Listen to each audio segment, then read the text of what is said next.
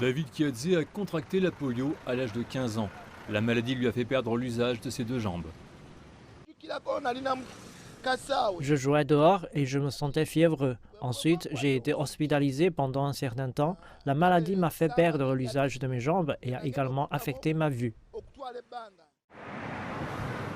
Kiadze a expliqué qu'après le diagnostic, les médecins lui avaient annoncé qu'il avait contracté la poliomyélite.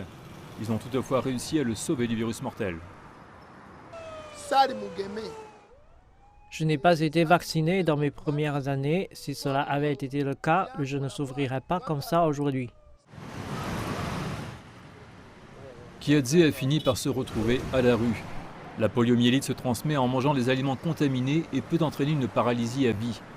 Les patients atteints de polio présentent des symptômes grippaux et de fortes fièvres, mais dans 10% des cas, la maladie affaiblit les nerfs des membres et cela peut entraîner une paralysie permanente, voire même la mort.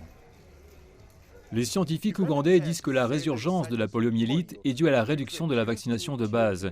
Ils se sont maintenant lancés dans une campagne de vaccination de porte à porte pour se débarrasser du virus. Les enfants reçoivent 2 doses pour renforcer leur immunité contre le virus.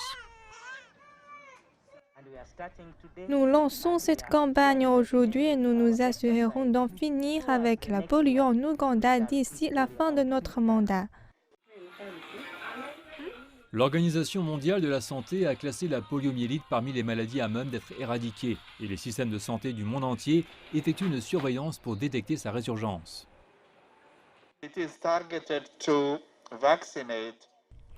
L'objectif est de vacciner près de 8,8 millions d'enfants de moins de 5 ans. C'est une tâche énorme, mais je pense que l'Ouganda est en mesure de réaliser un grand nombre de vaccinations.